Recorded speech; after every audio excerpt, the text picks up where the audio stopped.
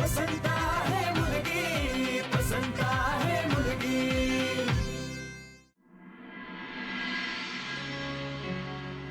माई अगं झालं का भात? बराच वेळ झाला आता.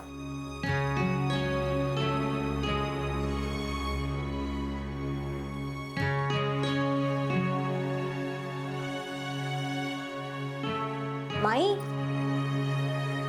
हो अगं हळूहळू. अहो काय झालं? एवढा कसला विचार करताय? काय नाही ग, असंच.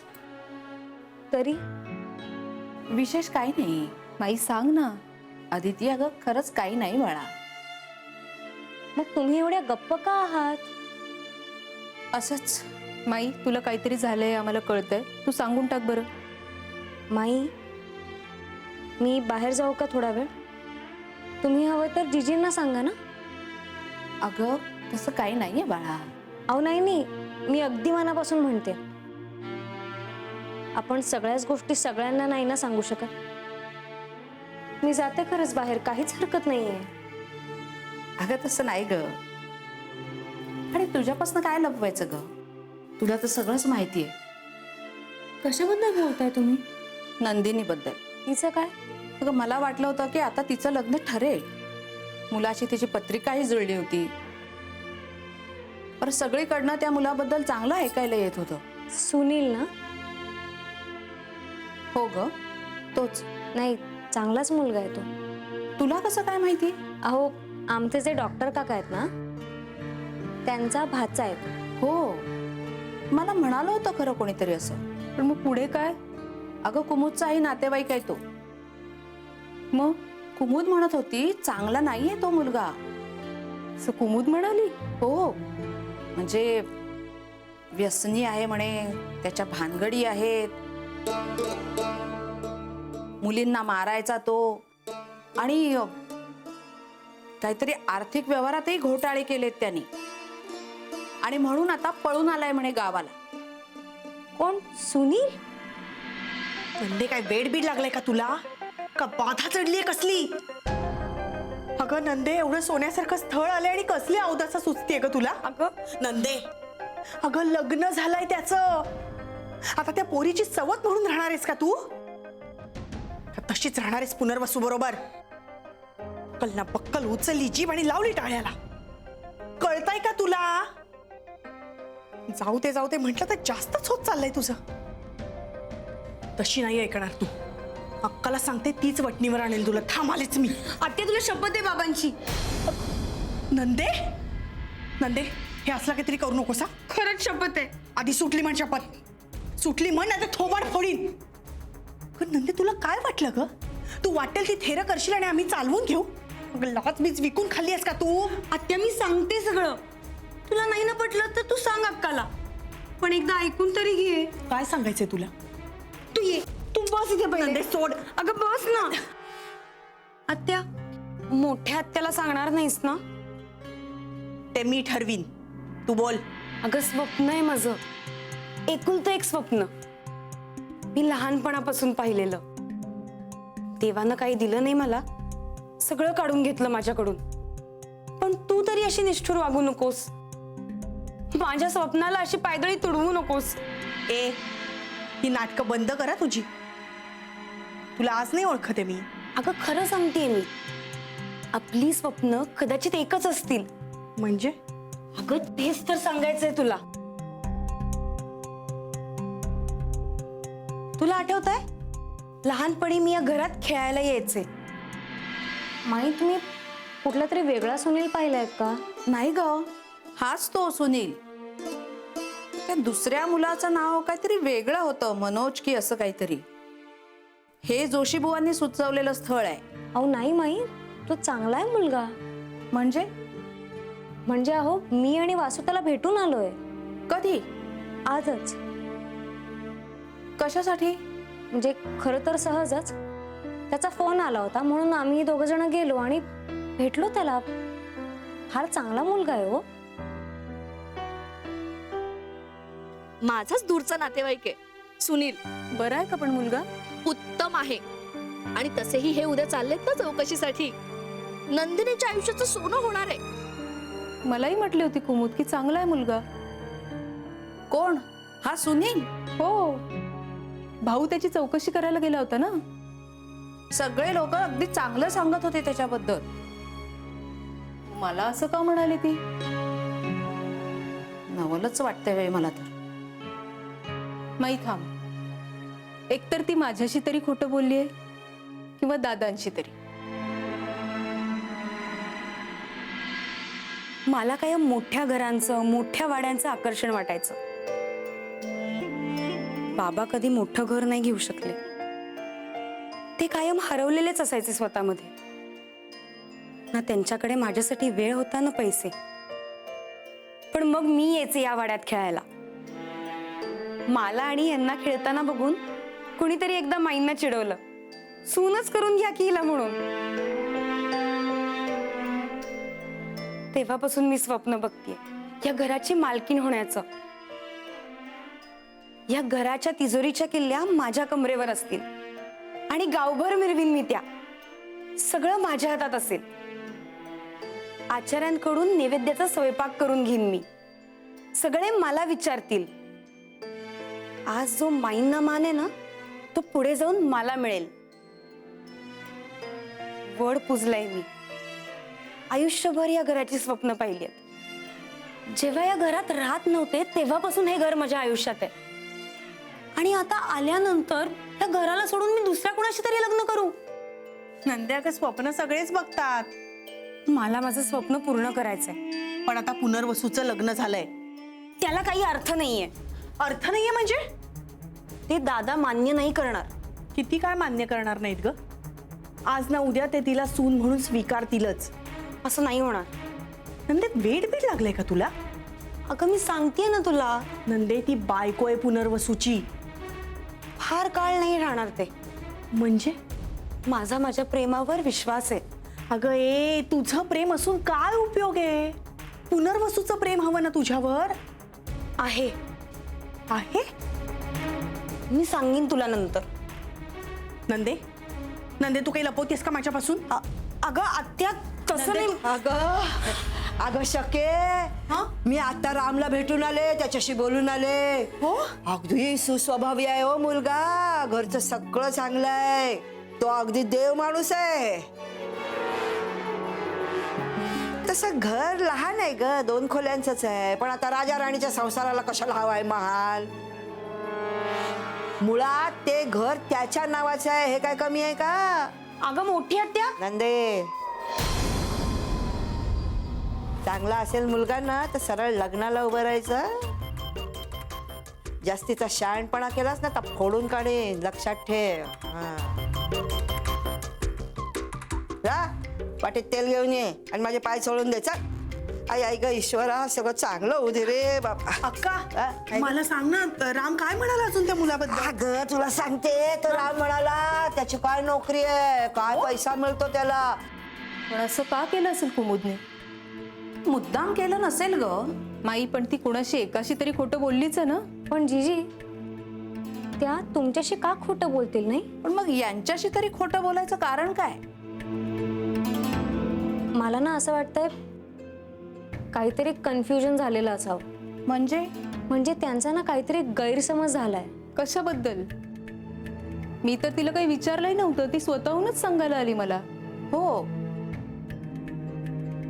यांनीही तिला काही विचारलं नव्हतं कसं आहे काय वगैरे. तीच मला माझ्या बांगड्या द्यायला आली आणि मग तेव्हा हे सगळं सांगायला लागली. नाही, मग मला ना इथे एक शक्यता अशी वाटते की त्यांना आधी काही माहिती नसेल, सगळं नंतर कळलं असावं. अगं पण तू तर म्हणतेस ना मुलगा चांगला आहे म्हणून. मला चांगलाच वाटला माई. आणि पुनर्वसूला? त्यालाही आवडलाय. तो मुलगा खूप इम्प्रेसिव्ह आहे. काहीतरी घोटाळा नक्कीच आहे. तसंच असणार. मला वाटतं ना आपण एकदा कुमुद वहिनींशी बोलायला हवं. नाही थांब, नको लगेच नको बोलायला. काहीतरी घोटाळा असेल ना तर ती आपण होऊनच सांगेल. आणि जर तिने सांगितलं नाही तर तिच्या खोटं बोलण्यामागे निश्चित काहीतरी कारण आहे. हो, तिला सवयच आहे तशी. तशी म्हणजे? म्हणजे ती दादांशी नसेल बोलली खोटं, माझ्याशीच बोलली असेल. कधी कधी काही क्षुल्लक कारणांसाठी किंवा मोठेपणा मिरवण्यासाठी ती काही गोष्टी वाढवून सांगते. एवढं नाही बोलणार ग ती खोटं. माई थांब. जर काही गफलत असेल ना तर सगळ्यात आधी तीच आपल्याला येऊन सांगेल. काय झालं ना माई, मला वाटलं तो सुनील, पण हा वेगळाच निघाला. किंवा मला वाटलं होतं बाई चांगला आहे मुलगा, पण आत्ताच फोन आला आणि कळलं. बरं झालं बाई कळलं. असं जर ती प्रांजळपणे म्हणाली ना तर समजायचं की तिच्या मनात काही नाहीये. पण जर ते तिने लपवलं तर त्यामागे नक्कीच काहीतरी घोटाळा आहे. काय बाई, मला तर काही कळतच नाहीये. आपण काहीतरी चांगलं करायला जावं, घडतं भलतंच.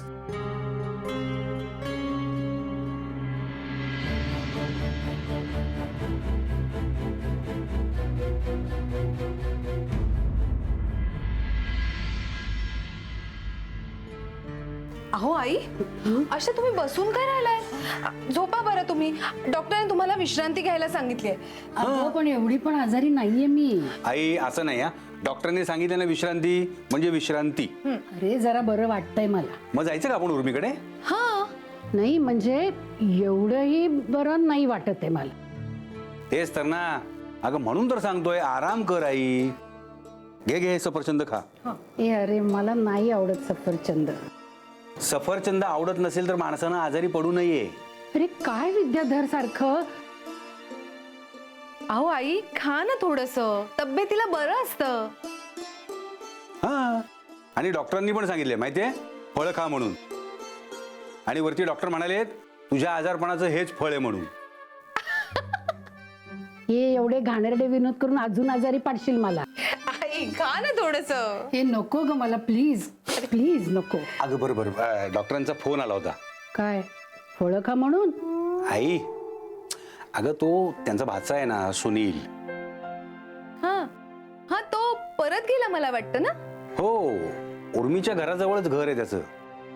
वासू आणि उर्मी येऊन गेले म्हणे त्याच्याकडे. अय्या हो. ते वासूच्या कुठल्या तरी नातेवाईकाच्या मुलीशी त्याच्या लग्नाचं बोलणं चाललंय म्हणे. अरे वा, म्हणजे आता आपण डॉक्टरांशी नात्याने जोडले जाणार. हो, आणि अगं भेटला होता तो मुलगा मला त्यांच्या क्लिनिक मध्ये 1-2दा. गोड आहे, अगदी गुड बॉय आहे. चला, म्हणजे उर्मी चांगली ऍक्टिव्ह झालेली दिसते बरं का तिकडे. हो, अरे मग चांगलंच आहे की. म्हणजे आपली मुलगी सुखात आहे तिकडे. हो, हेच ना मला जरा तिकडे जाऊन स्वतःच्या डोळ्यांनी पाहायचंय. हो आई, मलाही अगदी असंच वाटतंय. आली का तुमची गाडी पुन्हा मूळ पदावर? अगं आई, मूळ पदावर काय? अगं तुझी तब्येत सुधारली की आपला तिकडे जायचा कार्यक्रम हा ठरलेला आहेच आहे.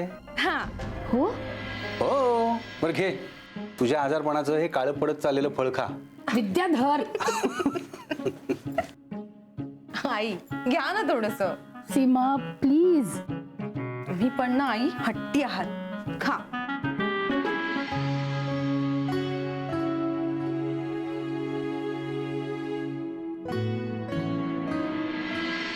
आज जरा उशीरच झाला नाही, कपाट आवरत बसले होते. अगं काही हरकत नाही, आम्ही सुरू केलाय स्वयंपाक. माई, मला ना आज जरा क्षीणच आलाय.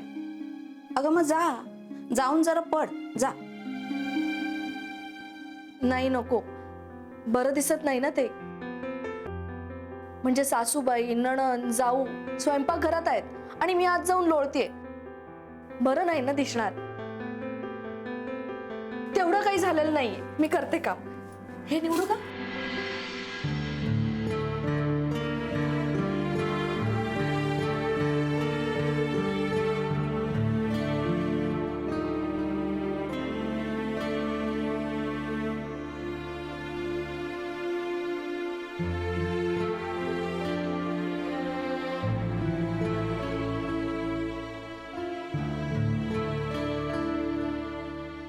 माई,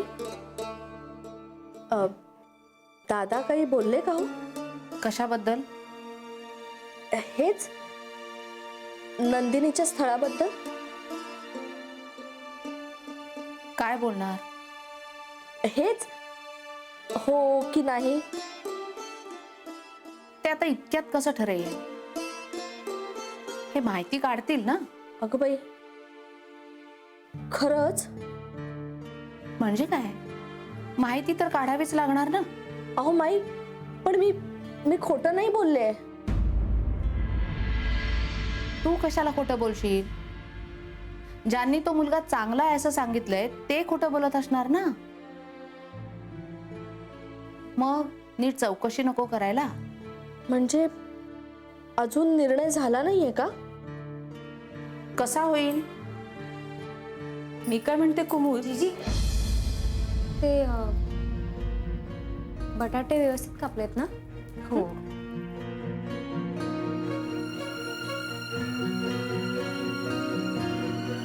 काय ग कुमुद, काय झालं? माई, मी जाऊन पडू का हो? मला ना खरंच कसं तरी होत आहे. बघ, मी मगाशीच म्हणत होते तुला, जा. चालेल ना ग उर्मी? जाऊ ना वंच? हो, पण फक्त आरामच कर. म्हणजे आणखी काही काम काढू नको. नाही, नाही करणार. येते मी.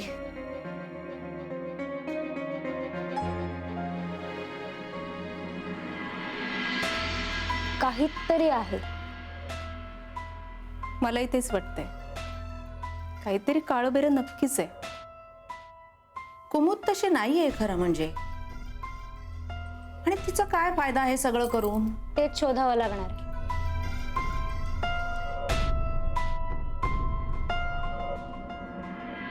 गावात तुझ्या नावानं बोबाटा झालाय माहितीये ना. आता त्या दादांच्या दबावामुळं सगळं चांगलं होते, तर हिच्या अंगात काय वारं बिरं शिरलं का काय, का मस्ती आली आहे हिला?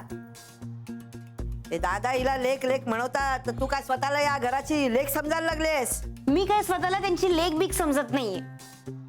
मग कशाला का तुला हे एवढे नखरे? हा? त्याचं घर लहान आहे. गोर लहान आहे का? मग तुझा काय राजमहालात जन्म झालाय, तिकडे वाढलीस तू, म्हणून तुला आता प्रश्न पडला, अगो बाई मी यांच्या घरात कशी वावरू? अगं तुझ्या बुडाखाली हक्काची जमीन नाहीये तुला टेकायला, आणि म्हणे त्यांचं घर लहान आहे.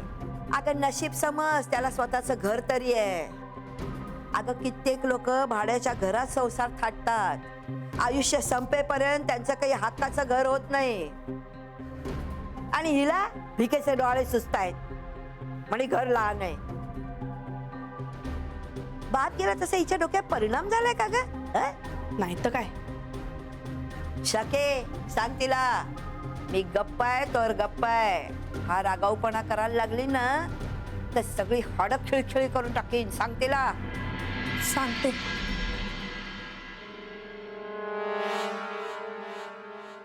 नंदिनी, काय आहे?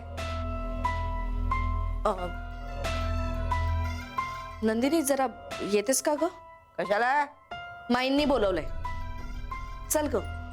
जागा आल्यावर बोलूच. पण ए, सांगितलेलं नीट लक्षात ठेव, उगाच मला चिडायला लावू नको. चल. कसली दाढ भरली का आता हिला? हा? मला नाही माहिती. हे ना दैव देतं आणि कर्म देतं म्हणतात ना, ते हे असं लावदसा सुस्ती आहे. त्या नंदिनीच्या लग्नालाच मेरी 1760 विघ्न येत आहेत. काय करावं तेच कळत नाही मला. माई, असं काहीच होणार नाही. काहीतरी गैरसमज झाला असेल. तुम्ही बघा, सगळं सुरळीत होईल. यांची काळजी वाटते ग मला. म्हणजे यांच्या हातून असं कधीच झालं नाहीये. नंदिनीच्या वडिलांना शब्द दिला होता यांनी, आणि तो यांच्या हातनं अजून पूर्णच होत नाहीये.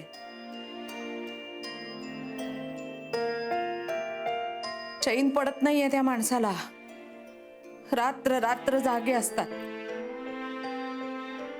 एवढा पहाडासारखा माणूस पण खचल्यासारखा झालाय या सगळ्यात. त्यांचा मान, प्रतिष्ठा, तत्वनिष्ठा सगळंच पणाला लागल्यासारखं झालंय. त्यांची अवस्था पाहवत नाहीये मला. आणि नंदिनी चांगल्या घरात पडल्याखेरीज त्यांची या अवस्थेतनं सुटकाही होणार नाही. बरं, ती तरी पोरगी आपल्या दारात किती दिवस राहणार?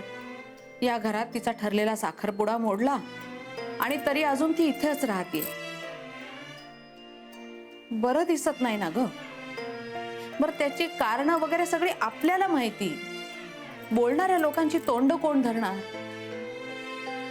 आणि शेवटी मुलीची जात आहे तिची. मुलीच्या जातीनं अब्रूला धरूनच राहावं. या दडपणामुळेच यांचा जीव वरखाली होतोय. त्या मुलीच्या आयुष्याचं नुकसान केल्याचं पातक यांच्या माथी नको यायला. इतके प्रयत्न करतायत हे नंदिनीच्या लग्नासाठी, पण आता हे मध्येच असं होऊन बसलं.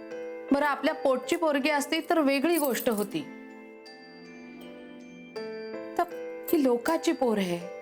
उद्या जर का काही कमी जास्त झालं ना तर हे लोक लगेच बोलणार. स्वतःच्या पोटची पोरगी नाही, त्यामुळे धड चौकशी सुद्धा केली नाही. कुणाच्या तरी गळ्यात पोरगी मारली आणि सुटका करून घेतली स्वतःची. पण यांचं तसं नाहीये ना ग. उलघाल होतीये यांच्या जीवाची. खूप त्रास करून घेत आहेत ते स्वतःला.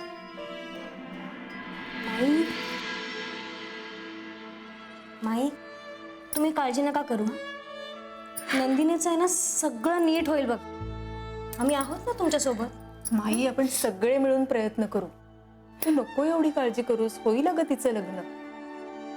मला यांची काळजी वाटते ग. खूप जीवाला लावून घेतलंय यांनी स्वतःच्या.